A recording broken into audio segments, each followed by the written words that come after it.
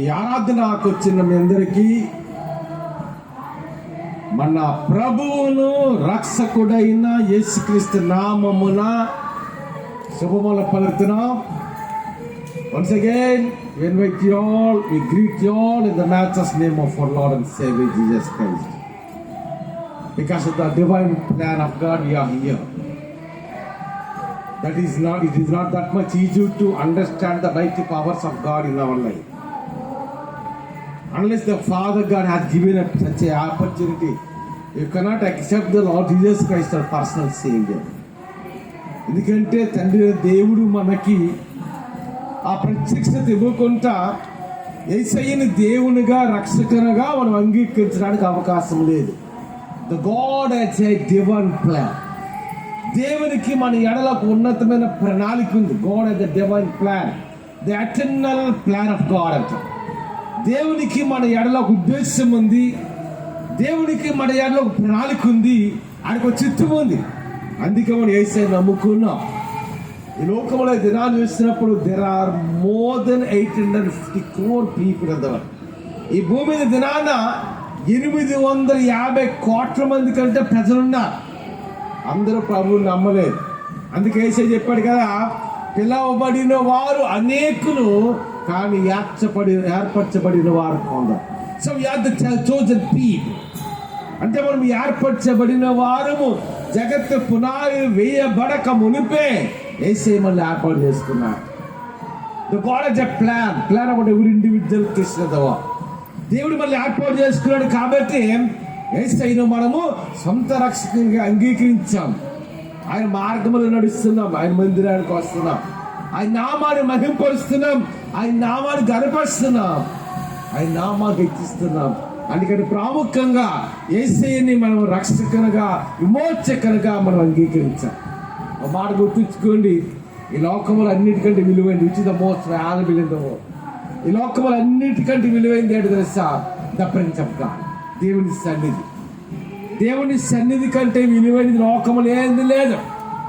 The prince of God is more valuable than the silver, the gold, diamonds, even the platinum. దేవుని సన్నిధి అంటే అది మామూలు వెండి కంటే బంగారము కంటే దేవుని మాట, గాడ్స్ మోడ్ అంటే దేవుని సన్నిధి కానీ దేవుని మాట కానీ ఎంత విలువైనదంటే వెండి కంటే బంగారము కంటే వజ్ర వైడూర్యాల కంటే కూడా విలువైనది దేవుని సన్నిధి. You have to give the first priority to God. అటువంటి దేవుము కలిగిన దేవుని సన్నిధిలో మనం ఉన్నాం. సో దేవుని యొక్క వాక్యం నుండి కొన్ని మాటలు మనం ధ్యానించుకుందాం. ఐజియా చాప్టర్ 35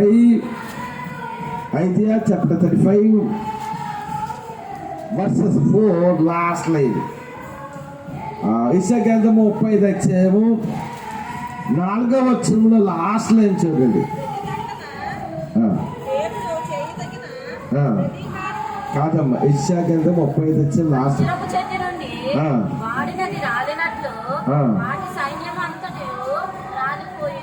అమ్మ నేను చదువుతున్నా చూడండి. యెషయా గ్రంథం 35. ఆయన వచ్చి తానే మిమ్మల్ని రక్షించారు. ఇతరన్నా ప్రతి మానవునికి కూడా దేవుని సహాయం కావాలి. We all need the blessing of God. మనందరికీ దేవుని సన్నిధి కావాలి, లేకపోతే ఆశీర్వాదము కావాలి, మనందరికీ సమృద్ధి ఉండాలి. అంతేనా? యేసయ్యని నమ్ముకున్నాం కాబట్టి నాకు నీ సమృద్ధి ఉండాలి, లేకపోతే నీ ఆశీర్వాదం ఉండాలి. Lord I need your blessing. నీ ఆశీర్వాదం నాకు కావాలి నాయనా, నీ బలము నాకు కావాలి, నీ శక్తి నాకు కావాలి, నీ ఆరోగ్యం నాకు కావాలి, నువ్విచ్చే ఉద్యోగం వ్యాపారంలో మనకు కావాలి. అంటే లోకంలో ప్రతి మానవునికి కూడా కనిపెడుతున్నాడు. Every person seeking the God's blessing, the God's blessing. కానీ దేవుని వాక్యమైన బైబిల్ గ్రంథంలో యెషయా గ్రంథం 30 అధ్యాయంలో దేవుని వాక్యంలో స్పష్టంగా రాయబడింది. కుడి నుండి అయినడు ఎడమ నుండి అయినడు మీకు రక్షణ కలగదని దేవుని వాక్యంలో ఉంది. తూర్పు నుండి కానీ పడమర నుండి కానీ ఉత్తర దిక్కు నుండి కానీ దక్షిణ దిక్కుగా అష్ట దిక్కుల్లో ఏ దిక్కు నుండి కూడా మనకు ఆశీర్వాదం రాదు, ఏ దిక్కు నుండి కూడా మనకు ఆరోగ్యం రాదు, ఏ దిక్కు నుండి కూడా మనకు సమృద్ధి రాదు. ఈ లోకముడు ఏ మానవుడు కూడా మనం ఆశ్రయించేవాడు కాదు. The God himself, the creator of the universe.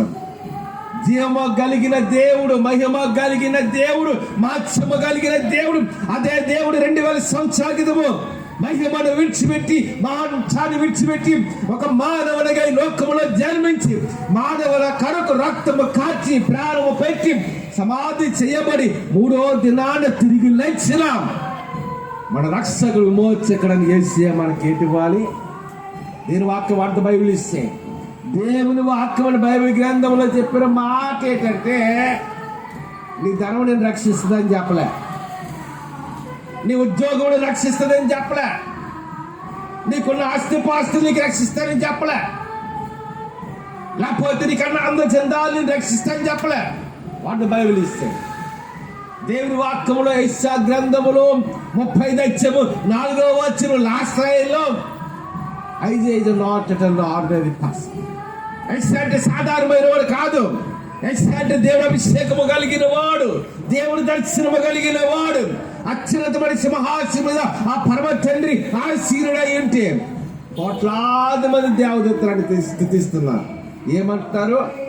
సైన్యముల అధిపతి యెహోవా పరిశుద్ధుడు, పరిశుద్ధుడే. మానకస్త త్రింపబడుతున్న మన పరమ తండ్రి అయిన దేవుడు, మన రక్షకుడు, విమోచకుడైన దేవుడు మన రక్షించాడు. దేని వాక్యములు ఉందా మాట కాదా? చూడండి sir, open Bible, open Bible. ఏముందమ్మా? ఆయన ఆయన చూడండి ఒకసారి, చదవండి మళ్ళా మాట. ఏముందమ్మా? ఆయన వచ్చి తానే, God himself, not the human, not your job, not your financial crisis, financial things, not your ability, not your job, not your knowledge, not your wisdom. అంటే మనకు జ్ఞానము కాదంట, మనకు వివేచన కాదంట, మనకు ఉద్యోగం వ్యాపారములు కాదంట, మనకున్న శక్తి కాదు, మనకున్న బలము కాదు. ఆ జీవము కలిగిన దేవుడు మాత్రమే మనలను రక్షించాలి. దేని వాక్యం స్పష్టంగా చెప్తుంది. మరో మాట ఒక కీర్తనాకారుడుగా, తూర్పు నుండి 8 దిక్కులు ఉన్నాయి. తూర్పు, పడమర, ఉత్తర, దక్షిణ, ఆగ్నేయం, నైరుతి, వాయువు, ఈశాన్యం. 8 దిక్కులు ఎక్కడి నుండి నీకు రక్షణ రాదు. 8 దిక్కులు ఎక్కడి నుండి నీకు సహాయం రాదు.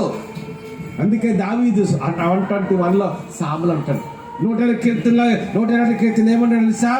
కొండల తట్టి నా కన్నులు చిన్నాను, నాకు సహాయము ఎక్కడి నుండి వచ్చిన, యెహోవా వలనే నాకు సహాయము. ఏమన్నది సామ్ 121లో? చెప్పండి ఒకసారి. కొండల తట్టి నా కన్నులు చిన్నాను, నాకు సహాయం ఎక్కడి నుండి వచ్చిన, యెహోవా వలనే నాకు సహాయము కలిగిన. ఎవరిదంట ఈ మాట రాసింది? ఎవరు చెప్పండి, ఎవరు రాశారు? దావీదు. David is not an ordinary person. దావీదు సాధారణమైన వాడు కాదు.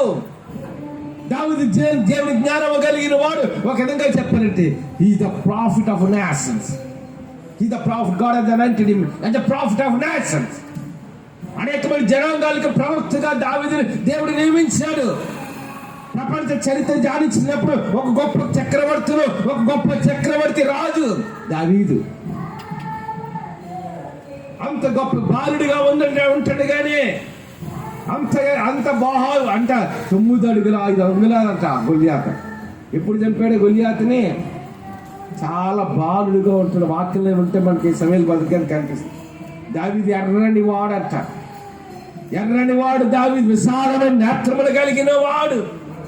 అటువంటి గొప్ప దావీదు బాలుడు అంత గొల్యాతుని చంపిన వాడు 121 కిందకి వచ్చేందుకు ఏమని రాస్తున్నాడంటే, దావీదు దగ్గర బంగారం ఉంది, దావీదు దగ్గర వెండి ఉంది, దావీదు దగ్గర సైన్యం ఉంది, దావీదు దగ్గర మంత్రులు ఉన్నారు, దావీదు దగ్గర సైన్యాధిపతులు ఉన్నారు, రాజ్యం ఉంది. దావీదుకి ఏమి లోట్లేదు, భార్యలు ఉన్నారు, బిడ్డలు ఉన్నారు. అతనాడు దావీదు చాలా సమృద్ధి కలిగిన వాడు. రాజు అంటే ఏముంటుంది? రాజు అంటే అన్ని అష్టైశ్వర్యాలు ఉంటాయి, వెండి ఉంటుంది, బంగారం ఉంటుంది, రోకలు ఉంటాయి, అన్నీ ఉంటాయి. అటువంటి గొప్ప దావీదు ఏమని రాస్తున్నాడంటే, ఏమని చెప్తున్నాడంటే, దావీదుకి దేవుని అభిషేకం ఉంది, బాలు కొట్టిన గొల్యాతుని సంహరించాడు ఒక చిన్న రాయితో. అటువంటి దావీదు నోట ఈ యొక్క యెషయా గ్రంథంలో అందుకే దావీదు అంటాడు కదా, నూటి కీర్తన, కొండల తట్టు నా కన్నులెత్తుచున్నాను, నాకు సహాయము ఎక్కడి నుండి వచ్చును, యెహోవా వలననే నాకు సహాయము కలుగును. అంటే ధనవంతుడు దావీదు, ఐశ్వర్యం ఉంది, బంగారం ఉంది, వెండి ఉంది, అన్నీ ఉన్నాయి. కానీ ఎవరి తట్టు ఎటువైపు కన్నులు ఎత్తున్నాడంట చెప్పండి. నేను ఎటుదంట వాక్కు గురించి లోతుగా ధ్యానిస్తే, యెరూషలేము పట్టణం అనేది 7 పర్వతాల మీద కట్టబడాలి. 7 పర్వతాల మీద కట్టబడినది యెరూషలేము పట్టణము. అటువంటి యెరూషలేము పట్టణములో, అదే ప్రాంతంలో అబ్రహాము తన కుమారుడు ఇస్సాకును బలివ్వడానికి చూశాడు.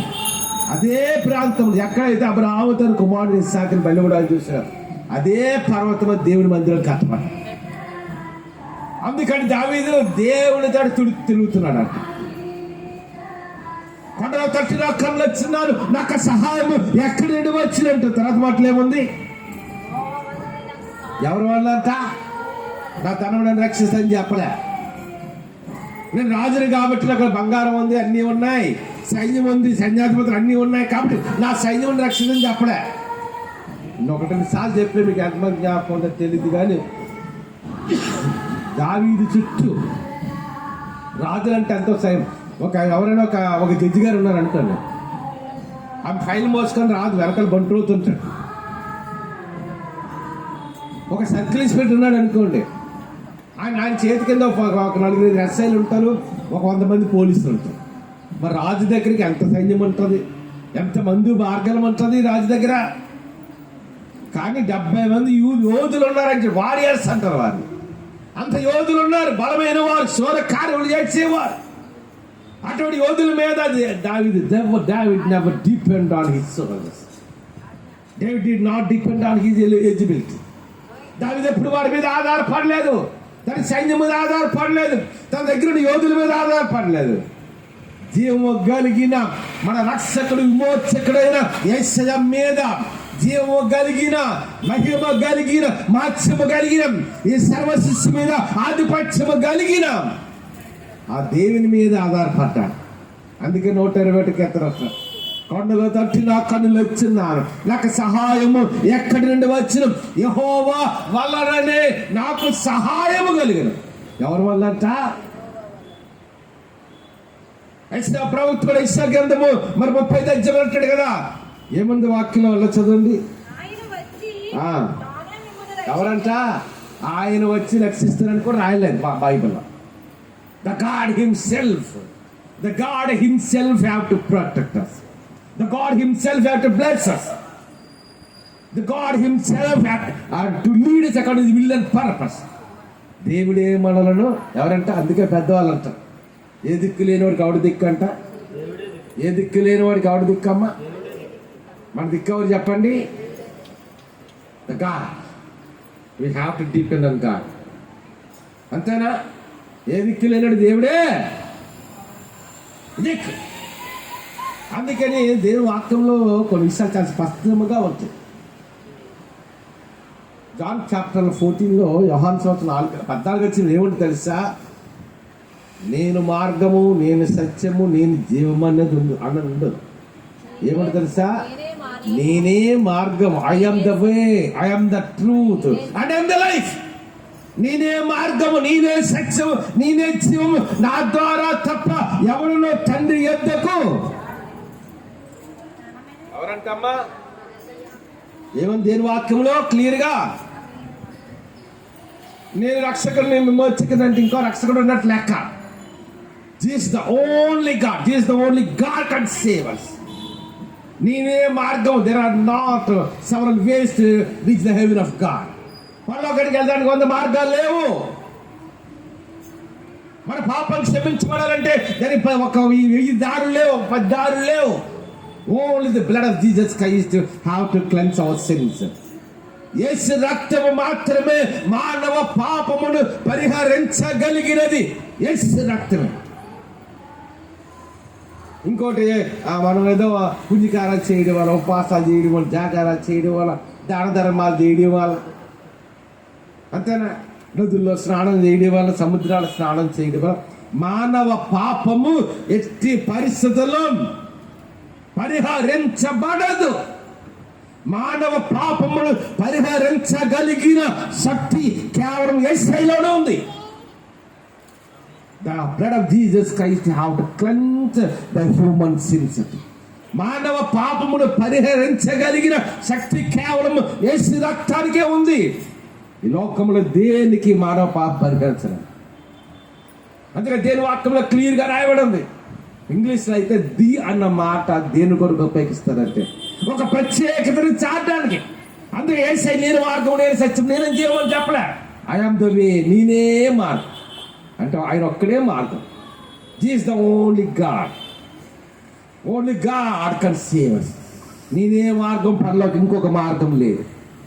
నేనే సత్యము, ఇంకో సత్యము లేదు. నేనే జీవము, ఇంకొక జీవము. Jesus the only God. అందుకంటున్నాడు నేనే మార్గము, నేనే సత్యము, నేనే I am the way, I am the truth and I am the life.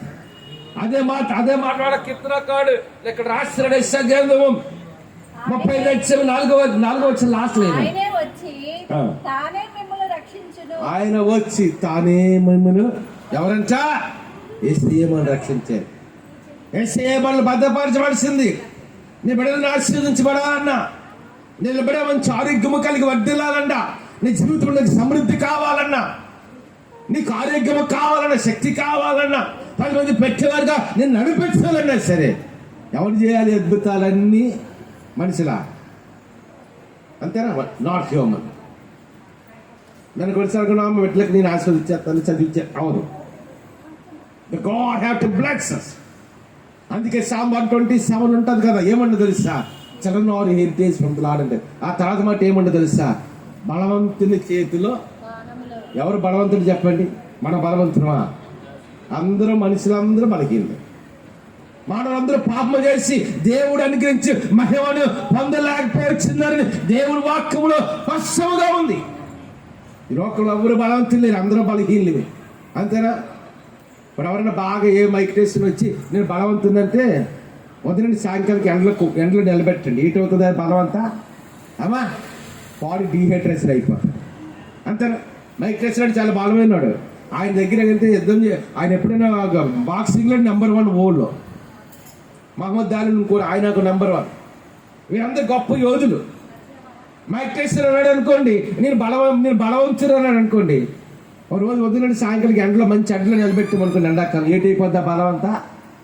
చెప్పండి, ఏటైపోద్ది? నీ ఎవరి కాలం నీకు బలం ఉండొచ్చు, నీ ఎవరి కాలం నీకు శక్తి ఉండొచ్చు. 60-70 సంవత్సరాలు నీకు ఒంట్లో ఏం శక్తి ఉంటుంది నీకు? అంతేనా? అంటే మనుషులు అందరం అందరూ బలహీనలమే. ఇదే మంచిగా మనం ఆహారం తింటున్నాం కాబట్టి, మంచిగా మనం వస్త్రాలు కట్టుకున్నాం కాబట్టి మనం బలవంతులు అనుకుంటుంది. నిజము కాదు. మనందరం బలహీనలమే. మానవులందరూ బలహీనలే. అది మోషే అయినా, ఏలి అయినా, ఎలీషా అయినా, దావీదైనా, సొలొమోన్ అయినా, బాబు జోహాన్ అయినా, అబ్రహాం, ఇస్సాకు, యాకోబులైనా, ఈ లోకంలో కోట్ల 100,000 కోట్లు, లక్షల కోట్ల ఆస్తిపరుడైనా మనందరం ఎవరని చెప్పండి? మనందరం కూడా బలవంతులు బలహీనమా? అందరం బలహీనమే. ఎవరి లోకంలో బలవంతులు, అందరం బలహీనం. అంతేనా? Every family of the sum conditions.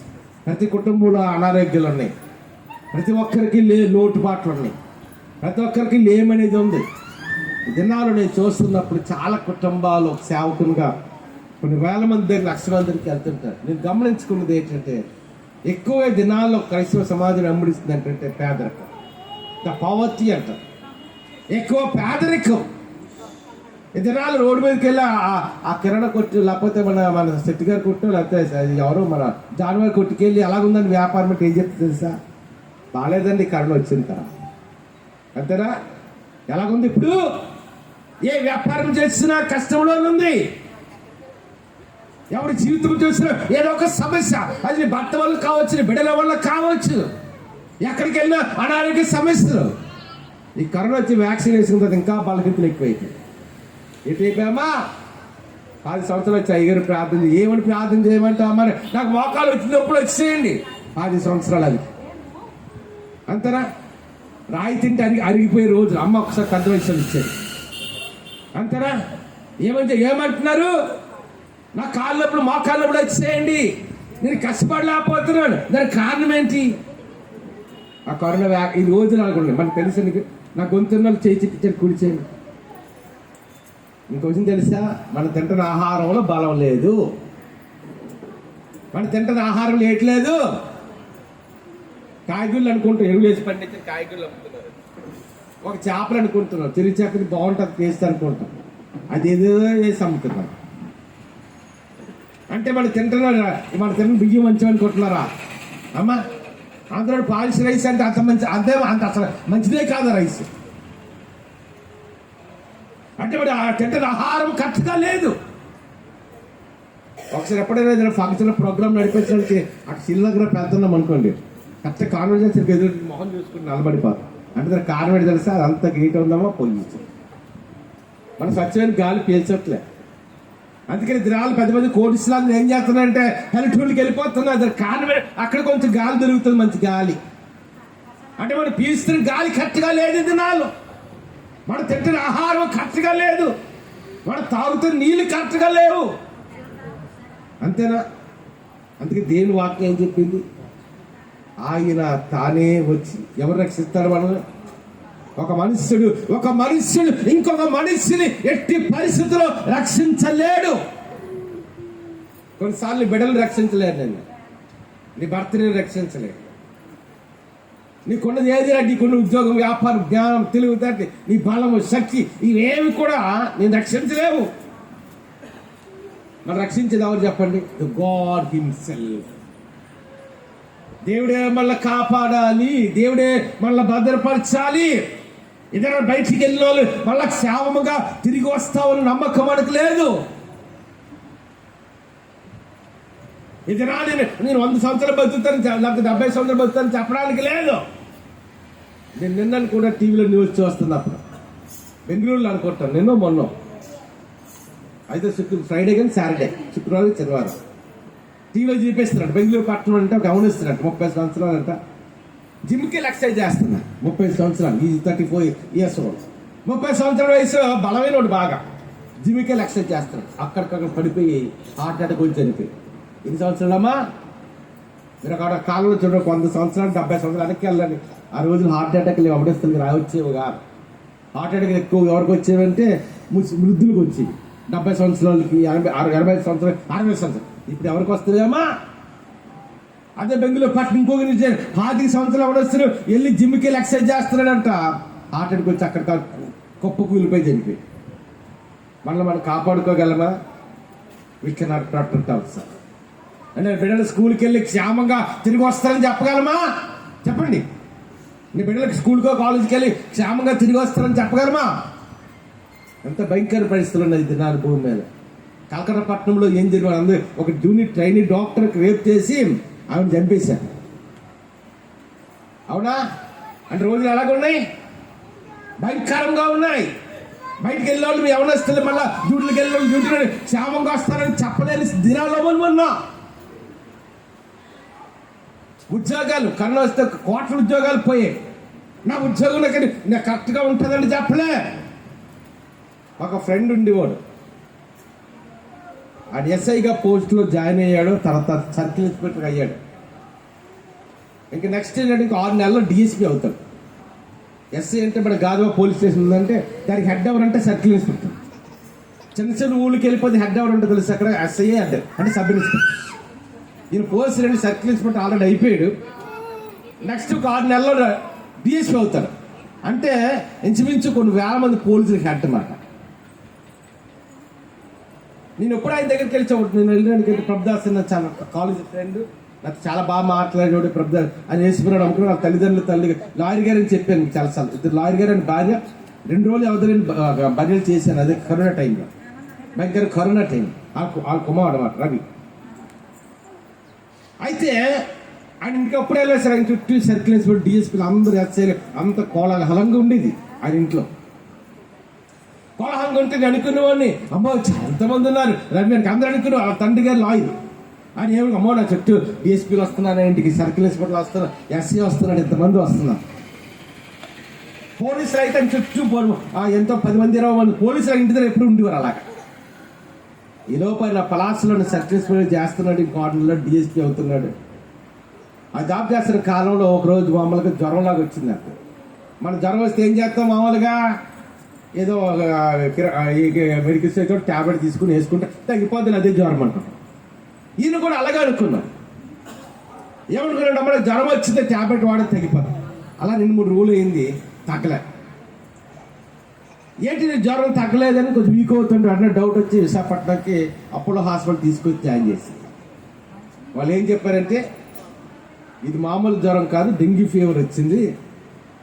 ఆ బ్యాక్టీరియా అనేది లివర్కి అటాక్ అయిపోయింది, హార్ట్కి అటాక్ అయిపోయింది, కిడ్నీస్కి ఎఫెక్ట్ అయిపోయింది.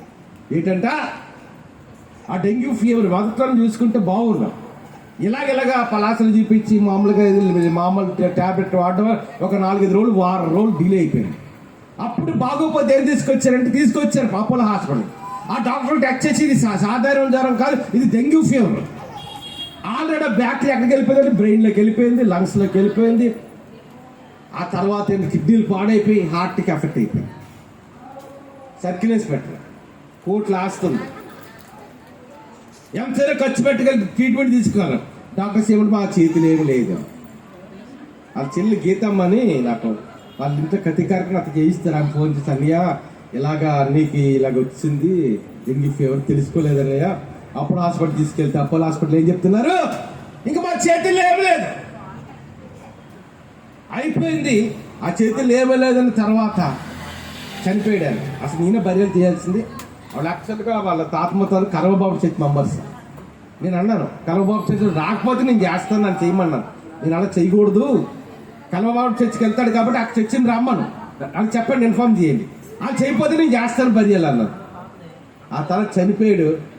ఈ చుట్టూ ఉన్న సర్వీసులు అప్పుడు రావడం మానేశారండి, ఈ చుట్టూ ఉన్న పోలీసులు ఎవరు రావడం మానేశారండి, అటు చుట్టూ ఎక్సైజ్ ఎవరు రావడం మానేసింది. చూసారా, అంటే ఒకప్పుడు 100 మంది పోలీసులు చుట్టూ తిరిగేవారు. ఆ తర్వాత తన భార్య ఏం చేసిందంటే, భర్త చనిపోయాడు కాబట్టి డ్యూటీ నుండి చనిపోయాడు కాబట్టి గవర్నమెంట్కి అప్లై చేస్తే వాళ్ళు ఏం చేశారంటే ఆమెకి పెద్ద ఉద్యోగం ఇవ్వలే. ఏ ఉద్యోగం తెలుసా, ఆమెకి ఎక్కువ ఎడ్యుకేషన్ లేదు, 10th అనుకుంటారు. ఆమె హైమా గారు ఆమె పేరు. ఏదో చిన్న ఉద్యోగం ఇచ్చారు. ఇప్పుడు ఏం చేస్తుందంటే ఒక కొడుకు 2 కూతురు. ఆ పిల్లల్ని చదివించుకోవడానికి, ఆ పిల్లలు పోషించుకోవడం నానా పాటలు పడుతుంది. అంతేనా, అంటే మన ధనం వల్లని, మన సమృద్ధి వలనని, మన కలిగిన not our abilities, not our knowledge, not our education and qualifications, మన కలిగినది ఏది కూడా మనల్ని రక్షించలేదు. మనకు రక్తము కాచి ప్రాణము పెట్టి సమాధి చేయబడి 3వ దినాన్ని తిరిగి లేచినాం. మరణాన్ని జయించి మృత్యుంజయుడిగా తిరిగి లేచినాం.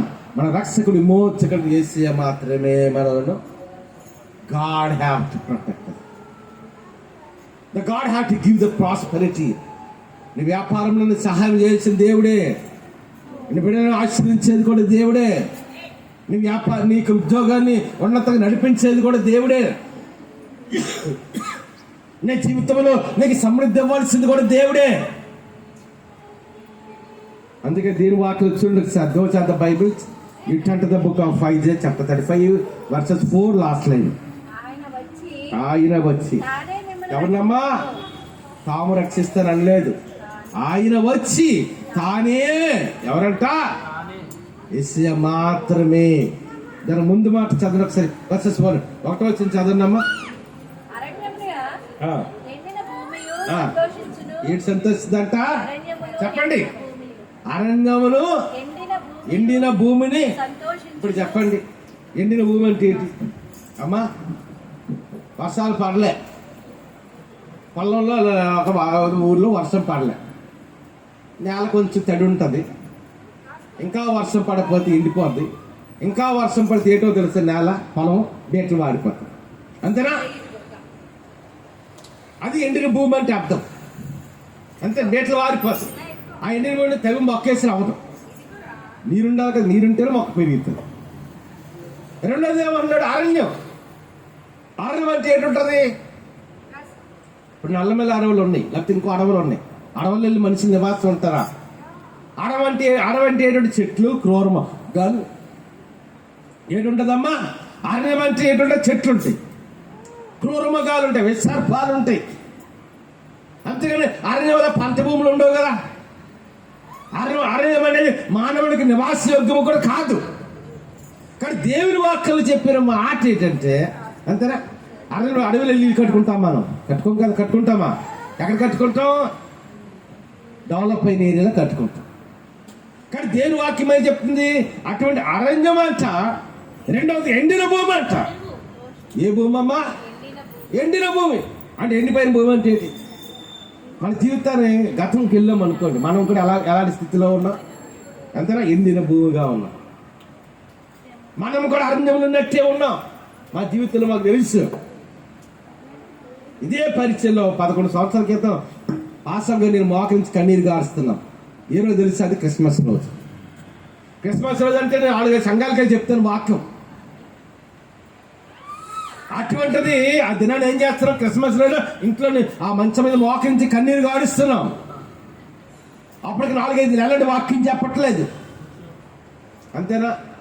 మన జీవితంలో ఒకప్పుడు మన పాత జీవితాన్ని జ్ఞాపకం చేసుకుంటే ఎన్నిక లేని వారు ఉన్నాం, తినడానికి ఆహారం లేనిగా వారు ఉన్నాం, చిన్న చిన్న పనులు చేసుకుంటూ ఉన్నాం. అంతేనా? జ్ఞాపకం చేసుకుంటే పాత కాలం. ఇప్పుడు మనకు ఏదో కొంచెం సమృద్ధి ఉండొచ్చు, కానీ నాకు కూడా తెలుసు, నా జోబులో ₹1 లేకుండా తిరిగిన రోజులు ఎన్నో ఉన్నాయి నా జీవితంలో. ₹1 లేకుండా ఒకసారి ఇద్దరు ఎక్కడో శ్రీనగర్ వస్తుంటే బస్సు డబ్బులు లేక గాజువాకరి ఇంటికి నడుచుకొచ్చారు. అంటే మన అందరి జీవితంలో గత జీవితం చూసుకుంటే ప్రీవియస్ లైఫ్ ఇలా ఉన్నాయి. గత జీవితాన్ని చూసుకుంటే మనము కూడా ఎక్కడ ఉన్నామా? ఎన్ని స్థితిలోనే ఉన్నాం మనం, ఎన్నికలేని స్థితిలోనే మనం ఉన్నాం. ఎన్నికలేని స్థితిలో ఉన్న, తినడానికి ఆహారం లేకుంటున్నాం. వ్యాపారం స్టార్ట్ చేసిన తొలి దినాలు అనుకుంటే వ్యాపారం నడిచేస్తుందా? నడదు కదా.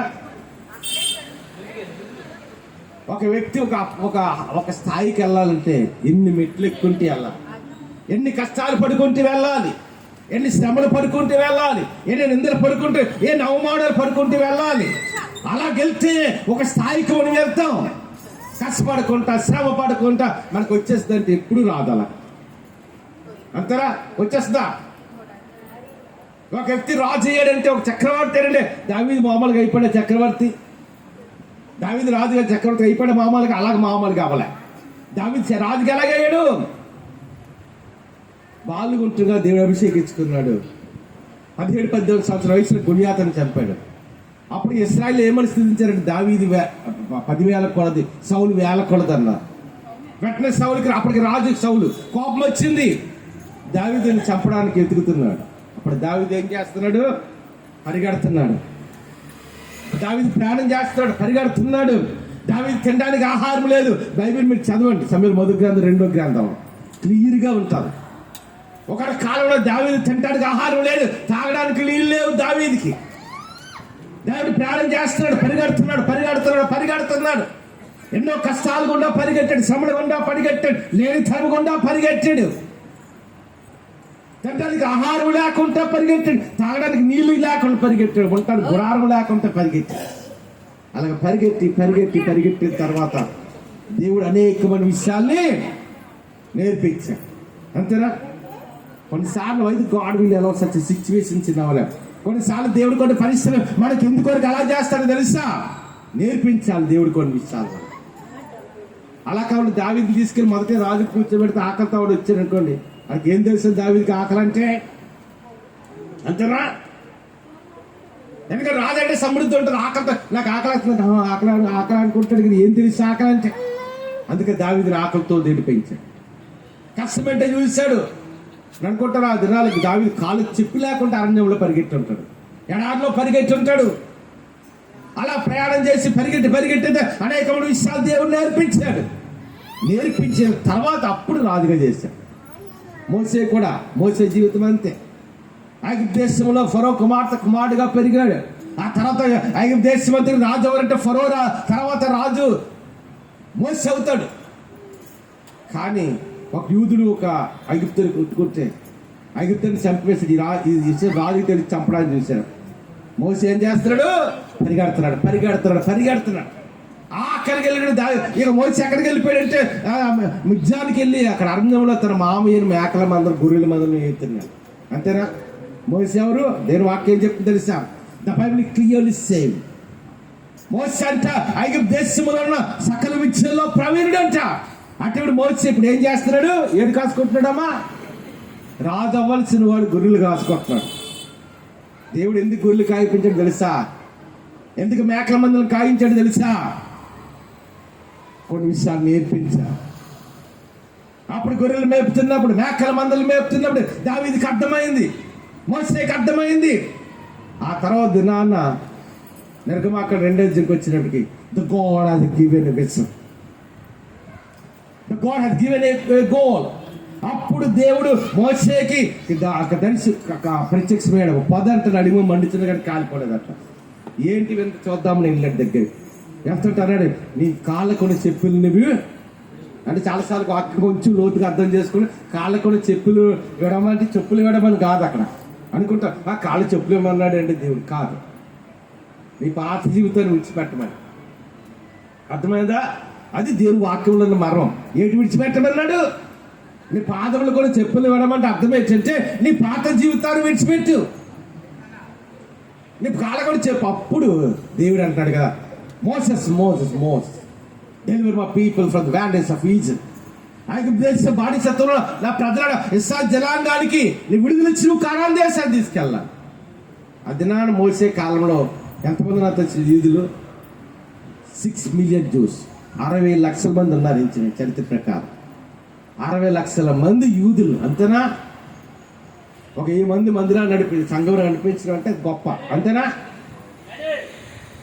ఎంతమంది నడిపించాడు మోసే అంటే? తెలుగు మామూలు బైబిల్లో 6 లక్షల కాల్బలం అని ఉంటుంది. అంటే కాల్బలం అంటే యుద్ధం చేయగలిగిన వారు 6 లక్షలు.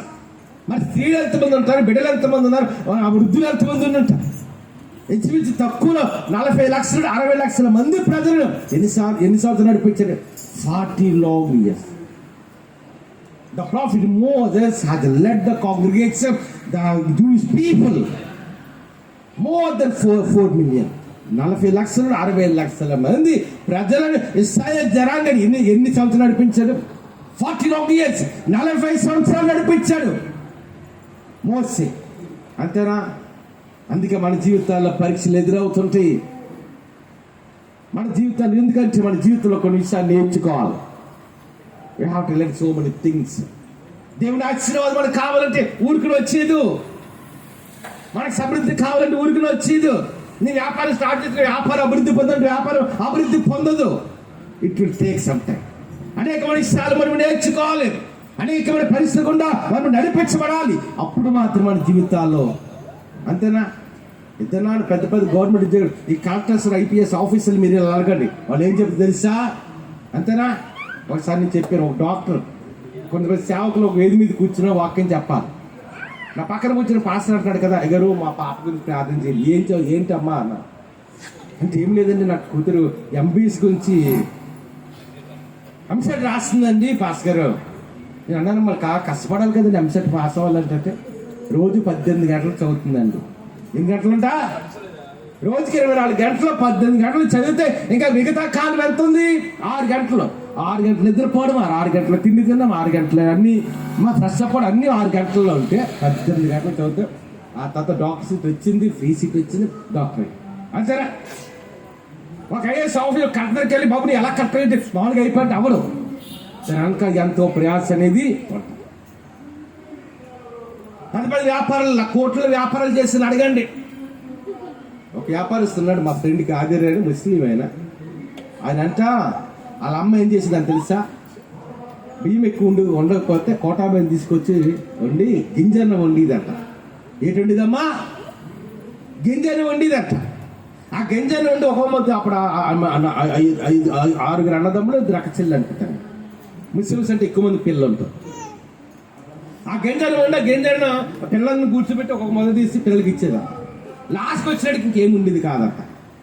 ఇది నాన్న అదే ఆయన ఆ కాదిరిన ఆయన సంవత్సరానికి 600 కోట్లు వ్యాపారం చేస్తున్నాడు.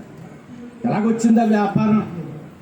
అంతేనా? ఎలాగొచ్చింది ఆ సమృద్ధి? ఎలాగొచ్చిందంటే ఎంత కష్టపడి ఉంటాడు.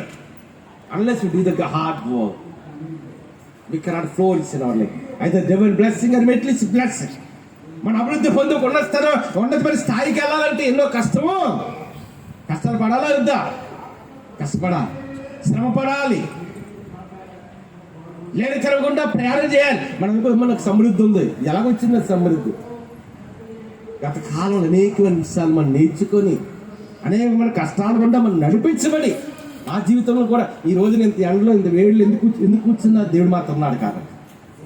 అంతేనా? ఏదన్నా ఎంతో మంది నిలబడి చేస్తుంటాను, నన్ను మీటింగ్స్ కనబడి చేస్తారు. విదేశాలు కూడా మనం రమ్మని 2019 2020 రమ్మన్నా అయ్యారు వేసిన పంపించేస్తామండి, ఫ్లైట్ టికెట్ పంపించేస్తామండి. అంటే పరిస్థితులు బట్టి నేను లాయర్ అన్నారు వెళ్ళకూడదు ప్రభుదాస్ అంటే ఆగాను. అంతేనా? అంటే దేవుడు మనతో ఉండాలి. The prince of God must be with us. దేవుడు మనతో ఉండాలి. మన కష్టపడి ఎన్నో కష్టాలు పడి ఎన్నో పరిస్థితులు కూడా మన ప్రయాణం చేస్తే కానీ ఆ సముద్రంలోనికి ఆ స్థాయిలోనికి మనం ఎదగలేము. బైబిల్ యోసేపు చూడండి. ఇప్పుడు ఏదో ఎగ్జాంపుల్ అది లైఫ్ ఆఫ్ జోసెఫ్. యోసేపు కూడా తండ్రి అంటుండగా 2 కళ్ళలో దర్శనాలు వచ్చాయి. అన్నలు పగబెట్టి అంటే గోతులో తోసివేయడం చూశారు, చంపడానికి చూశారు. వెంటనే లేవి పెద్ద కుమారుడు అడ్డుపడతాడు, యాకోబు కుమారుడు. వెంటనే తీసుకెళ్లి ఇస్మాయిల్కి అమ్మేశారు. ఎలాగమ్మారు? బానిసకి అమ్మేశారు. అంటే ఐగుప్తు దేశానికి యోసేపు ఎలాగెళ్ళాడు? జోసెఫ్, ద ప్రాఫిట్ జోసెఫ్ వెంట the country of Egypt as a slave, ఒక బానిసగా వెళ్ళాడు. మాట తెలిసి తినాడు. మనం ఏదో మార్కెట్కి వెళ్ళి మేకను కొనుక్కోవచ్చు, గొర్రెలు కొనుక్కోవచ్చు, కావున గేదెలకు కొనవచ్చు. ఆ దినాల్లో ఆ కాలం యోసేపు కాలంలో బానిసలు అమ్ముకునేవారు. ఆ దినాల్లో బానిస కంటే ఎటువంటి హక్కు ఉండదు, బానిస కంటే ఎటువంటి స్వతంత్రం ఉండదు. ఆ యజమాని దెబ్బ కొట్టినా అప్పుడు చట్టాలు ఏం చేసేవంటే యజమాని ఏం చేసినా అడగడానికి లేదు ఎవరు, బానిస కాబట్టి. స్లేవ్ అంట. అటువంటి బానిసగా ఐగుప్తు దేశానికి వెళ్ళిన యోసేపుతో ఎవరున్నారు? And the God had with the Joseph. He was the prophet of life. అంతేనా? చనిపోవాల్సిన యోసేపు, అన్నల చేత తృణీకరించబడిన యోసేపు, తండ్రికి దూరముగా ఉన్న యోసేపు, ఐగుప్తు దేశంలో ఒక బానిసగా వచ్చిన ఎన్నిక లేని యోసేపు. యోసేపుతో ఎవరున్నారు ఇప్పుడు? యోసేపు తండ్రి లేడు, అన్నదమ్ములు లేరు, తన దేశంలో లేడు, తన బంధుబలగం లేదు. ఒక్కడే వెళ్ళాడు ఐగుప్తు దేశానికి. ఎలాగా? ఒక బానిస ఒక్కడే వెళ్ళాడు. అటువంటి బానిసగా ఐగుప్తు దేశానికి వెళ్ళి యోసేపు ఇప్పుడు ఎవరున్నారు చెప్పండి? గాడ్. మనం ఇప్పుడు బ్లెస్ అవుతాడు. దేవుడు మనతో ఉండాలి. దేవుడు మనతో ఉంటే మనం ఆశ్రయించబడతాం. దేవుడు మనతో ఉంటే మనకు సమృద్ధి అవుతాం. దేవుని వాక్యం చూడండి సార్. సింహ పనులు లేమిగలవే ఆకును గన్ను కానీ నాయంది విశ్వాసం ఉంచే వారికి ఏ లోటు. సింహపిల్లకి లోటు ఉంటుందా? సింహపిల్లకి లోటు అనేది ఉండదు. సింహం అంటే మృగాలంటికి రాజు. సింహపిల్ల ఎప్పుడు లోటుగా ఉండవు. అటువంటి సింహపు పిల్లలు ఒకళ్ళు ఏమి గొలి ఆకలి గన్ను కానీ నాయందు విశ్వాసం ఉంచే వారికి ఏ లోటు బాలేదు. ఇది దేవుని వాక్యం చెప్పేది. అంతేనా? వాట్ బైబిల్ ఇచ్చే ఆ బైబిల్ అలాగే చెప్తుందంటే అనడానికి లేదు. భూమి ఆకాశములు గతించిపోవచ్చు కానీ దేవుని మాటలో ఒక సున్న గాని పొల్లు గాని తప్పిపోదు. ఏ తప్పిపోదంట? భూమి నశించిపోవచ్చు, ఆకాశము నశించిపోవచ్చు, పంచభూతములు మిక్కిలి వ్యాండ్రముతో నశించిపోవచ్చు కానీ దేవుని మాట ఒక సున్న గాని ఒక పొల్లు గాని తప్పిపోదు. అదే దేవుని వాక్యం చెప్తుంది. ఏమని? సింహపు పిల్లలు లేమి గలవి ఆకలు గనుని గాని నాయందు విశ్వాసముంచి వారికి ఏ లోటు ఏ కుదువా ఉన్నాం. దేవుని వాక్యాన్ని మనం పట్టుకోవాలి. సమయం అవుతుంది. మనం మూల వాక్యానికి వద్దాం. Isaiah chapter 35. ఆయన ఇప్పుడు చెప్పండి ఎవరు రక్షిస్తారంట? The God himself. Not your abilities, not your knowledge, not your job, not your properties. నీ కలిగినది ఏది నిన్ను కానీ నీ బిడ్డలను కానీ కాపాడగలిగినది కేవలం మన కొరకు రక్తము కార్చి ప్రారంభ పెట్టి సమాధి చేయబడి 3వ దినాన్ని తిరిగి లేచినాం. మన యేసయ్య మాత్రమే మనల్ని, అంతేనా? ఆయనే మనల్ని రక్షించాలి, ఆయనే మనల్ని కాపాడాలి, ఆయనే మనల్ని భద్రపరచాలి. యవనస్తులు కొంతమంది యవనస్తులు ఎంతో దూర దేశాలకి ఎన్నో కష్టాలు పడతారు. చాలామంది ఏమనుకుంటారు తెలుసా? ఎందుకంటే అక్కడ కిల్లని నేను చూశాను. నేను వెళ్ళాను, విదేశాలకు వెళ్ళాను, సోలాపూర్ ఉన్న ప్రాంతం అని దుబాయ్ నుండి 70 కిలోమీటర్ల కార్లో తీసుకెళ్ళారు. అదేంటంటే ఒక లేబర్ క్యాంప్ మాట, ఒక లేబర్ క్యాంప్ అది. అక్కడ మనకి మామూలుగా స్టీవిల్లు ఉంటాయి సార్, అలాగుంటే 4-5 సంతస్తుల బిల్డింగ్లు ఉంటాయి. దాంట్లో ఒక చిన్న రూమ్ ఒక 4 గదికి ఇస్తాను. నేను వెళ్ళాను 8 గంటలకి 10 గంటలకి 10:30కి వెళ్ళాము. ఒక్కరు రాలేదు ఆ ట్రైన్కి. చర్చిలో జరిగింది, ఒక్కరు రాదు. నేను అన్నాను, నన్ను తీసుకెళ్ళి ఆయన అదేంటండి పర్పస్ ఒక్కరు రాలేదంటాను. అయ్యారు మీకు తెలియదు, ఇప్పుడు రారండి, టైం పడుతుంది అన్నాను. 12 అయింది, 11:30 అయింది, ఒక్కొక్కరు వస్తున్నాను. 12 అయింది, ఇంకొక కొంత వస్తున్నాను. 12:30 అయింది, అప్పుడు వచ్చారు. నేను అడిగేది ఏంటండి అంటే అక్కడ చెప్పింది తెలుసా, అక్కడ పగలంతా డ్యూటీ చేసుకొని సాయంకాలం మళ్ళా ఎక్కడ ఉంటారో అక్కడ వచ్చేసరికి 7-8 అవుతుంది. వచ్చినట్లు ఏం చేస్తారంటే అంట్లు తోముకోవాలి. వచ్చినట్టే అందుకని భార్య ఉండదు, బిడ్డలు ఉండదు, తల్లిదండ్రులు ఎవరు ఉండరు. ఎందుకంటే చాలా మంది తెలియదు అసలు ఎలాగుంటుంది అక్కడ. 7-8 వస్తారు అక్కడ అలసిపోయి పగలంతా డ్యూటీ చేసి అలసిపోయి ఆ రాత్రికి వచ్చిన తర్వాత ఏం చేస్తారంటే మొదటగా అంట్లు తోముకోవాలి. మళ్ళీ మరుసటి డ్రెస్ వేసుకున్నట్టే డ్రెస్ మాస్ ఉంటుంది, ఉతుక్కోవాలి. ఆ తర్వాత వంట వండుకోవాలి. తినేటడికి ఎంత అవుతుందమ్మా? 11-11:30 అవుతుంది. అప్పుడు వచ్చి కూర్చుంటారు. నేను అన్నాను 1 గంటకి అయ్యగారు వాక్యం చెప్పండి. ఎన్ని గంటలకమ్మా చూసారా? ఇక్కడ నుంచి చూసే వాళ్ళకి వెళ్ళ కూడా పోయి దేశాల్లో ఏముందలే బాగా ఉద్యోగం చేసుకుంటారు, సంపాదించు కాదు. ఆఫీసర్ క్యాడర్లు వెళ్తే మళ్ళీ వేరు కొడతారు. ఆఫీసర్ క్యాడర్ అయితే క్వార్టర్ ఇవన్నీ ఇస్తారు. మామూలు కళాకారు వాళ్ళు కష్టపడి అసలు రక్తం పీల్చిస్తున్నట్టు అవుతుంది అక్కడ ఆ ఉద్యోగాలు తెలుసా. కానీ దూరం చూసేసరికి వెళ్ళకూడదంటే అమ్మో ఏముందిలే తెచ్చుకుంటున్నాడు బోర్డు కాదు, అంతేనా? అందుకని మన జీవితంలో చూసినప్పుడు మనం రక్షించేది ఎవరు? అందుకే సామ్ 121 ఉంటుంది. యెహోవా నిన్ను రాకపోకలి యందు యెహోవా నిన్ను కాపాడిన. సామ్ 90 మహోన్నతుని చాటున నివసించేవాడు, సర్వశక్తిని నీడలో విశ్రమించేవాడు, ఆయనే నా కాశ్రయం, నా కోట, నేను నమ్ముకుని నా దేవుడని యెహోవా గురించి చదివిస్తున్నాను. అతను continuous వచ్చిస్తున్నారు. There are 18 promises of God. దేవుని 18 వాగ్దానాలు కనిపిస్తాయి. వేట కాని ఊరిలో నుండి ఆయన నిన్ను విడిపించను, నాశనకరమైన తెగులు రాకుండా రక్షించను. ఆయన రెక్కల తోరుండి కప్పును, ఆయన రెక్కల కింద నీకు ఆశ్రయం కలిగి, పగలు ఎండ దెబ్బ కానీ రాత్రి వెన్నెల దెబ్బ కానీ నీకు తగలదు. నీ ప్రక్కన 1000 మంది కూడినా, నీ కుడి ప్రక్కన 10,000 మంది కూడినా అపాయముని ఎందుకు? ఇవన్నీ వాగ్దానాలు మీకు ఎప్పుడు మనం పొందగలుగుతాం? అమహోన్నతుడైన దేవుని చాటున మనము నివాసం ఉండాలి. మనం ఏది అస్సలు చేసిన పర్లేదు. We should not neglect the presence of God. దేవుని సన్నిధి ఎప్పుడు అస్సలు చేయదు. నేను చాలాసేపు చెప్పాను, ఆదివారం ఎప్పుడు మా ఇంట్లో వంట ఉండదు, టిఫిన్ చేసుకోవడం ఉండదు, మధ్యాహ్నం భోజనం వండుకోవడం ఉండదు, కలిసి బియ్యం కూడా కలగడం ఉండదు. ప్రతి ఆదివారం ఆరాధన అయినట్టే కొట్టుకేది తప్పించి ఎవరైనా పంపించి సాంబార్ తీసుకురండి, ఇంకోటి తీసుకురండి. ఆదివారం లేచిన మనకి ఏం గుర్తు రావాలి? Special Sunday when we wake up early morning we have to look at God. దేవుని సన్నిధి మనకు మొదట, దేవుని వాక్యం మనకు మొదట, తర్వాత ఏమైనా. అందుకే దేవుని వాక్యం ఏం తెలుసా? Seek my kingdom of God and righteousness first, then all things shall be added unto you. నా రాజ్యం నీతిని మొదట మీరు వెతుకుని అప్పుడు అన్ని ఇస్తారన్న.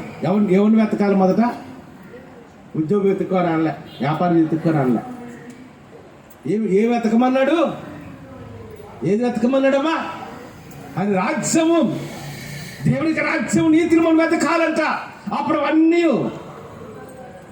మన భారతదేశంలో సామెత ఉంది, నారిపోసేవాడు నీరు అమ్మా, నారిపోసేవాడు నీరు మన ఆకలి తుండిపడి దేవుని చెత్తమా, లేని తరం ఉండి దేవుని చెత్తమా. మన సమృద్ధం ఉంటాడు దేవుడు చేస్తాడు, మనకి ఆశీర్వదించడానికే దేవుడు రక్షించుకున్నాడు. కాబట్టి మన జీవితం మనకు ఆది ఆయన, అంతము ఆయన, మొదటివాడు ఆయన, కడపట్టివాడు ఆయన, ఆయనే అల్ఫా, ఆయనే ఓమేగా. అదే దేవుడు 2000 సంవత్సరాల క్రితం లోకానికి మానవునిగా వచ్చాడు.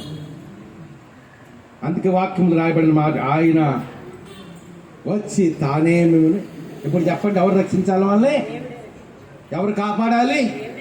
ఎవరు ఆరోగ్యం ఇవ్వాలి? ఎవరు సమృద్ధి ఇవ్వాలి? నీ బిడ్డలు ఆశించవలసింది ఎవరు? నీ బిడ్డలకు మంచి ఉద్యోగాలు ఇవ్వాల్సింది ఎవరు? ఒకవేళ ఎవరైనా విదేశాలు ఉంటే వారు కాపాడవలసింది, భద్రపరిచింది ఎవరు? మనుషులు ఎవరు? ఒక విషయం చెప్తున్నానండి, గల్ఫ్ కంట్రీస్కి వెళ్తే ఎప్పుడైనా చిన్న నేరం చేసిన భారతదేశానికి జీవితంలో రాలేదు. నేను చెప్పింది అర్థమైందమ్మా? అర్థమైంది చెప్పింది. మన ఇండియాలో ఉన్నాం అనుకోండి, ఏదైనా పొరపాటు చేస్తే మళ్ళీ ఒక 2 సంవత్సరాలు జైలు శిక్ష చేస్తారు, వదిలేస్తారు బయటికి. ఆ కంట్రీస్ అలాగుండదు. ఎలాగుంటుంది? ఒక్క చిన్న నేరం జరిగితే మళ్ళా నువ్వు బ్రతుకుంటాడుగా ఇండియాకి రావడానికి అవ్వదు. అలాగుంటుంది ఆ దేశాలు. అందుకే దేవుని వాక్యంలో సమయమైంది. దేవుని వాక్యంలో ఆయన వచ్చి తానేమేమి ఎవరు రక్షించాలి? మనల్ని మన జీవితంలో దేవుని మీద ఆధారపడడం నేర్చుకోవాలి. మన దేవుని సన్నిధి పట్ల ఆసక్తి కలిగి జీవించాలి. దేవుని మాటకి లోబడాలి. దేవుని మాట ప్రకారము మనం బ్రతకాలి. పౌలు అంటాడు కదా, బ్రతుకుడు క్రీస్తే చావైతే అంట, బ్రతుకుడు క్రీస్తే చావైతే నాకు.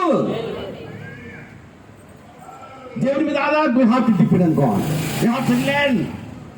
We have to learn the different things in our life. మనం దేవుని మీద ఆధారపడడం నేర్చుకోవాలి. దేవుని కొరకు బ్రతకడం నేర్చుకోవాలి. ఉదయం లేచి మోకరించి ప్రార్థన చేయడం నేర్చుకోవాలి. దేవుని సన్నిధిలో కన్నీరు కార్చుకోవడం నేర్చుకోవాలి. దేవుని సన్నిధిలో జ్ఞాపకం చేయడం నేర్చుకోవాలి. దేవుని కొరకు బ్రతకడం నేర్చుకోవాలి. దేవుని కొరకు జీవించడం నేర్చుకోవాలి. క్రమం తప్పకుండా దేవుని మందిరానికి వచ్చారు, వాక్యాలు వినాలి. అందుకే వాక్యంలో ప్రభువు చెప్పిన మాట ఏంటి తెలుసా? Seek my kingdom of God and righteousness first, then all things shall be added. నా రాజ్యముని నీతిని మొదట మీరు వెతికిరి, అప్పుడు అవన్నీ మీకు ఇవ్వడా. అమ్మా, ఒక దౌర్జన్యకంట ఒక్క జత బట్టలు ఉంటే చెవి దగ్గరికి వెళ్ళేవాడంట, మాసిపోతే బట్టలు. వెళ్ళి స్నానం చేసి ఆ బట్టలు ఉతికి అది ఒడ్డిని ఆరబెట్టి ఆ బట్టలు ఆరే వరకు చెరువులు ఉండేవాడంట. ఏంది ఎక్కడ ఉండేవాడమ్మా? ఒకే జత బట్టలు. ఆ బట్టలు మాసిపోయి సేవకి వెళ్ళాలి. వెంటనే చెరువు దగ్గరికి వెళ్ళేసి ఆ చెరువులో బట్టలు ఉతుక్కొని ఆ తర్వాత ఒడ్డిని ఆరబెట్టుకొని అప్పుడు వచ్చి ఆ బట్టలు వేసుకొని సేవకి వెళ్ళేవాడంట. ఈ దినాలు వాళ్ళ పిల్లలు 100 కోట్ల ప్రపంచంలో బలంగా వాడబడుతున్న సేవకులు అయ్యారు. ఇంకొక సేవకుడంట బట్టలు చూడిపోతే, శక్తికి బట్టలు చూడిపోతే పెట్టుకోవడానికి పిన్నిసి లేకుండా ఈతములు పెట్టుకునేవాడంట. అందుకని దేవుని వాక్యంలో స్పష్టంగా ఉంది, ఆయన వచ్చి తానే జీవితంలో దేవుని మీద ఆధారపడి నేర్చుకోవాలి. ఆయన కూడా బ్రతకడం నేర్చుకోవాలి. ఆయన భయభక్తులు జీవితం నేర్చుకోవాలి. ఆయన వాక్యానుసారంగా నడవడం నేర్చుకోవాలి. దేవుని సన్నిధి అశ్రద్ధ రాకుండా ఎవరికి పని, అందరికీ పనులు. దేవుని సన్నిధికి అశ్రద్ధ చేయకుండా రావడం నేర్చుకోవాలి. ఎప్పుడైతే ఆయన రాజ్యాన్ని నీతికి మనం మెదగడం ప్రారంభించామో అప్పుడు మిడిల్ ఈస్ట్ బ్లెస్సింగ్, ఆశీర్వాదాలు, blessing after blessing, blessing after blessing. The God will give the prosperity. The God will flourish our life. అప్పుడు ఆశీర్వాదం వెనక ఆశీర్వాదం, దీవెన వెనక దీవెన, సమృద్ధి వెనక సమృద్ధి, ఇంకా అలాగ వస్తుంటుంది. ఎప్పుడు వస్తుందని చెప్పింది బైబిల్. ఏం చెప్పాడు? నా రాజ్యాన్ని నీతి మొదట మీరు వెతుకున్నారు అంతేరా. ఆ రాజ్యాన్ని నీతి వెతకుంటే మన సమృద్ధి ఇచ్చిమంటారా? ఆ రాజ్యాన్ని వెతకడం నేర్చుకోవాలి, నీతిని వెతకడం నేర్చుకోవాలి, ఆయన కూడా బ్రతకడం నేర్చుకోవాలి, ఆయన కూడా జీవించడం నేర్చుకోవాలి, ఆయన సందులో కన్నీరు కాచడం నేర్చుకోవాలి. సియోనుకు అందుకే లిమిటేషన్ విలాపాత్ర ఉంటుంది. సియోను కుమారి ప్రాకారమా, రేయి మొదటి జాములు లేచి నీ పసిపిల్లల ప్రాణముల కొరకు నీ చేతులు ఆయన తట్టే. అమ్మా, ఏముంది వాక్యంలో? నీ పసిపిల్లల ప్రాణం నీ చేతులు అవతట్టు అర్థమన్నాడు. అంటే ఎందుకు అర్థమన్నాడు తెలుసా? చేతులు అర్థం అంటే నేను అశక్తిని అశక్తిరాలని ఆ మన పెట్టి డూ ఆల్. మన చేతులు ఆయన తట్టి ఎత్తాలంట. అదే మాట మన విషయాలు రాయబడింది. ఏముంది? ఆయన వచ్చి తానేమో. కాబట్టి దేవుని మీద ఆధారపడదాం, దేవుని కొరకు బ్రతుకుదాం, ఆ చిత్తాన్ని ఎరిగి జీవిద్దాం. అప్పుడు మనకి ఏంటి వస్తుంది? లోటు ఏముండదు, సమృద్ధిస్తాడు, ఆశీర్వాదం ఇస్తాడు. ఎక్కడా కాదు, విశాఖపట్నంలో పాస్ గారు అన్నాడు. వాళ్ళ తండ్రి అంట ఈత చెట్టు ఎక్కి ఒక గోచి కట్టుకొని ఈత చెట్టు ఎక్కి ఈత కళ్ళు తీసుకుని అమ్మవాడంట. వాళ్ళు ఎక్కడుండో తెలుసా? మారుమూల ఏదో గ్రామంలో చిన్న గుడిసి ఉంటుంది, ఆ గుడిసెలు ఉండేవారు. 15 దేశాల్లో చేప ఉంది ఆయనకి. ఇప్పుడు అమెరికాలో ఉంది, కెనడాలో ఉంది, జర్మనీలో ఉంది. ఆఫ్రికన్ కంట్రీస్లో ఉన్నాయి, కొరియాలో ఉంది. అంతేనా? దాని ముందు ఎలాగుంది? అందుకని పాపిని గతించను, ఇదిగో సమస్తమును. కాబట్టి ఎప్పుడు కూడా ఆయనే మనం రక్షిస్తాడు, కాబట్టి ఆయనే మనం భద్రపరిచి ఆయనే మనం సమృద్ధి ఇచ్చాడు. కాబట్టి దేవుని మీద ఆధారపడి నేర్చుకున్నప్పుడు ఉన్నతగా నడిపించబడతాం. దేవుని సమృద్ధి నడుపు, దేవుని మాట దీవించగా ప్రార్థన చేసుకున్న సమయం అవుతుంది. పరిశుద్ధ రాజ్యం గల దేవాన్ని కొంత తెలుస్తున్నాం. ఏడాది గనక జరిగించి అందరూ సరించిన పైకి మేము చెల్లి ఏడాది కనుక జరిగిన అందరూ 2 చేతులు పైకెత్తి మేము చెల్లిస్తున్నాం. అవునైనా పాటల ద్వారా నేను ఆవును మీద తెచ్చుకున్నాను, సుతాన్ని సరిదించాను, నీ బలమైన వాక్యం వినిపించాను, విన్న మాటలు బిడ్డలు తెచ్చాను. అందుకని ప్రాముఖ్యంగా తండ్రి సృజనతో ప్రార్థన చేస్తున్నాం. అన్నగారు శాంతిపతి గారికి ఒకే ఏకైక కుమార్తె సృజన్ని ఇంచుమించు 3 సంవత్సరాల క్రితం సింగపూర్ తీసుకెళ్లారు. మళ్ళీ క్షేమంగా సింగపూర్ అండి విశాఖపట్నం గృహాన్ని తీసుకుని వచ్చేటండి.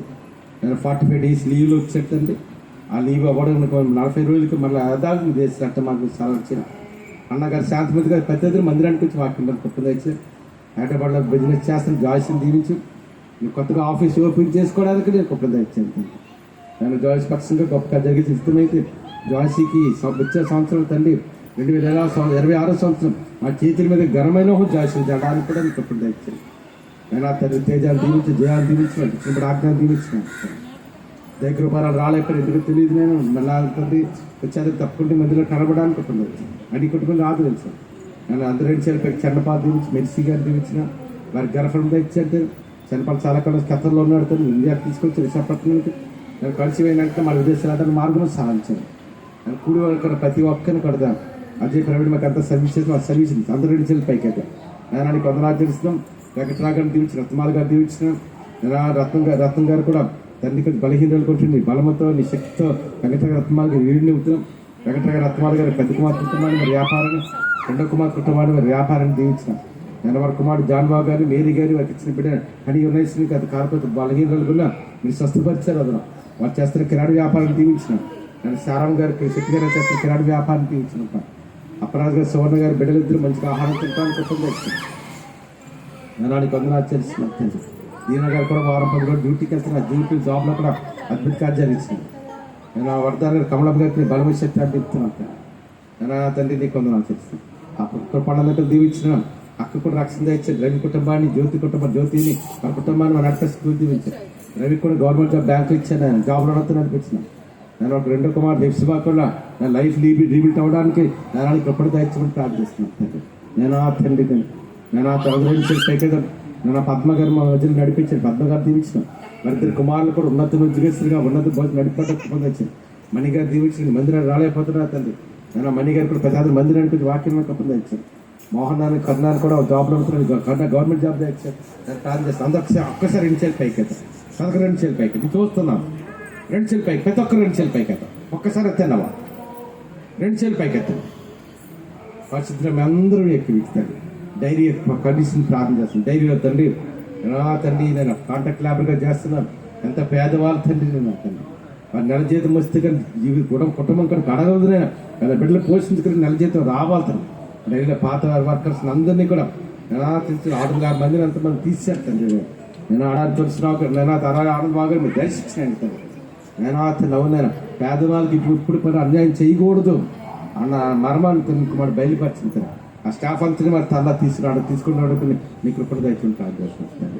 నేను అతను ఇక్కడ సతీష్ రాసి చెప్తున్నాను, కెనడాలో రాసుకుంటున్నాను. నేను అంటే కుమార్ కుటుంబానికి నేను ఆ సీనియర్ కూడా చర్చకొట్టు మందిని కట్టడానికి కుటుంబం ఇచ్చి నేను పార్ట్నర్స్ కుటుంబానికి తండ్రి వెళ్ళి చెప్పాలి. సాయి గారి కిషోర్ వారు చేసిన పరిచయం, రమణ గారిని, కుమారి గారిని, నేను ప్రసాద్ గారు వారి కుటుంబం చేసిన జాబ్ తండ్రి. నేను ఆడికి వదల సాల్మన్ జాగ్రత్త చేస్తున్నాను తండ్రి. వీరందరూ అవనస్తులు నేను దూరం చేసి ఎంతో ప్రయాసపడతాను. ఆ ప్రయాసం దిగించుకొని ప్రార్థన చేస్తున్నాను. నేను కొందరు తెలుస్తుంది. నేను రవి రాహెలమ్మని తిండి కట్టుకుంటున్నది మన చాలా వరకు కంప్లీట్ అవుతుంది. మంచిగా కట్టబడ్డానికి తప్పదే ఇచ్చాను. నేను ఆ తండ్రి, నేను కొందరు ఆ తండ్రి, నేను ఆ శుభలక్ష్మిని, నేను ఆ తండ్రి లక్ష్మి కుమార్ కుటుంబాన్ని రక్షణ ఇచ్చి ప్రార్థన చేస్తున్నాను తండ్రి. రాజేశ్వరి ఇచ్చిన జాబ్ ప్రశ్న వాళ్ళు ఇచ్చిన బయట దీవించమని ప్రార్థన చేస్తున్నాను తండ్రి. నేను కృష్ణ కుటుంబాన్ని దీవించండి తండ్రి. కొత్త దగ్గర కుటుంబాన్ని దీవించండి, పద్మగారి కుటుంబాన్ని దీవించండి. నేను ఆ తండ్రి నా తేజ జయ కుటుంబాన్ని దీవించాను, బిడ్డను దీవించాను. అన్నం కుటుంబాన్ని, దీవెనగర్ కుటుంబాన్ని, ఆశ్వత్ గారి కుటుంబాన్ని, జోసిఫ్ గారు వాడు బిడ్డలు తండ్రి, మాధవ గారి కుటుంబాన్ని, యూత్ గారి కుటుంబాన్ని తండ్రి నేను, నా వరలక్ష్మి గారి కుటుంబాన్ని తండ్రి నేను, రాజేష్ ప్రసన్న వాడు బిడ్డలు తండ్రి నేను, ప్రజల్ని కుటుంబాన్ని, పెండ్ల కుటుంబాన్ని, రవి కుటుంబాన్ని తండ్రి నా తండ్రి నేను, సువర్ణ రప్పల కుటుంబాన్ని తండ్రి, రత్నమర కుటుంబాన్ని, సత్య గారి కుటుంబాన్ని, విక్రమ్ గారి కుటుంబాన్ని తండ్రి, గౌతమ్ గారి కుటుంబాన్ని తండ్రి, సారం గారి కుటుంబాన్ని, కత్త గారి కుటుంబాన్ని అందరూ క్షమించాను పై కదా. నా కత్త గారి కుమారుడు నవీన్ కూడా గౌరవ నా దుబాయ్లో మా మధ్య నడిపించాను. మా నవీన్ కూడా చెత్త మీద మా చేతి మీదుగా నేను త్వరలో క్రైస్తవం జడానికి వస్తుంది. సోమేక్ అందరూ నడిచిపోయి సోకమే సోమేకి ఇచ్చిన ఆరోగ్యం అతను దగ్గర గారు తల్లి గారు ఇచ్చింది బలమేశ్వర నడిపించిన అప్పుడు కుటుంబాన్ని తండ్రి, నా చిట్టం గారి కుటుంబాన్ని తండ్రి అందరూ నడిచిపోయి కదా. గత 3 రోజులుగా కేశవ బాలజీన నిశ్చిత కాబట్టి స్వస్థత కలుగుగాక నాకు జ్ఞాపించాను. నేను కేశవంకి పరిపూర్ణ విడుదల కలుగాక నాకు జ్ఞాపిస్తున్నాను. నేను అని కొందరు ఆచరిస్తున్నాను తండ్రి. కీర్తన కూడా కాలేజ్ జాయిన్ అయినటువంటి వీటి రాకపోతే సరించిన నా చేతి కొన్నాను తండ్రి. నేను నాకు కూడా తండ్రి నేను అని కొందరు ఆచరిస్తూ కూడి ప్రతి ఒక్కరు కదా. నేను ఇంకా చాలా మంది ఉన్నారు. రాజుగారు ఆశనాథ్ గారు ఒకటే రాజు తండ్రి, మాటి గారు దేవర గారు వారికి కుమార్ని ఆ గృహాల్లో కూడా సమృద్ధి దయచేసి సాధిస్తారు. నాకు కూడా ప్రతి ఒక్కరు కూడా దాని పేరు పెట్టి దీవించాల్సింది. నా మాటలు కూడా మీ బిడ్డలతో కూడా కలుపు తెచ్చాను. ఎందుకంటే బ్రాహ్మణ యూట్యూబ్లో, ఫేస్బుక్లో ఈ వర్తమానం ఎవరైతే చెప్తారు అందరూ తెలిసారు. అదే తండ్రి కన్నా నేను బెంగళూరులో ఉన్న నేను కస్తూరి కానీ రాజేష్ కుటుంబాన్ని సిద్ధి నవీన్ కుటుంబాన్ని కూడా దీవించి సాధిస్తున్నాను. నేను గేగులో ఉన్న హిమరాజు బాబు చెల్లి గ్లోరిని మరి బిడ్డలు జైలు కూడా దీవించుకుంటాను. ఇప్పుడు ప్రతి ఒక్కరిని నేను పేరు కంటే దీవించి ఆశించమని యూట్యూబ్లో, ఫేస్బుక్ వర్తమానం ప్రతి ఒక్కరు దీవించారు. ఎవరి గురించి తన మందిర విషయంలో అద్భుతంగా జరిగించిన త్వరలో మందిరికి ఆరాధన చేయడం కుటుంబం మళ్ళీ ఆయన ప్రభాకర్ రెడ్డి కుటుంబానికి, సిద్ధి నాయక్ గారు, రమేష్ నాయక్ కుటుంబాన్ని తండ్రి, కుమార్ నాయక్ గారు, సిద్ధి నాయక్ గారు కుటుంబాన్ని తండ్రి, జడ్జి గారి తండ్రి నేను బంటోత్ గారి తండ్రి, బెంచ్ క్లర్క్ ఇద్దరు తండ్రి కుటుంబాలు తండ్రి నేను స్టెనో గారి కుటుంబాన్ని దీవించి ఆ పక్షంగా న్యాయం జరగడానికి త్వరలో మందిరికి ఆరాధించడం కుటుంబం వచ్చారు. ఏసు నా పండుగ వచ్చినాం తండ్రి. సత్యమే రక్తమే విషయం సంపూర్ణ కలిగి కాక అవును. ఇప్పుడు మన పర్వతని దేవుడి ప్రేమ మనకు పాడు నేర్చుకుని ఆదిని కర్తని పరిశుద్ధాత్మ కూడిన మనకు ఇదే నాడు సగం వెళ్ళేందుకు యూట్యూబ్లో ఫేస్బుక్ వర్తమానం ప్రతి ఒక్కరికి సకల పరిస్థితి ఇస్తే కనుక ఇప్పుడు వాళ్ళ ప్రభు ఆకలిపై సదగత నడిపిస్తున్నాక అన్నీ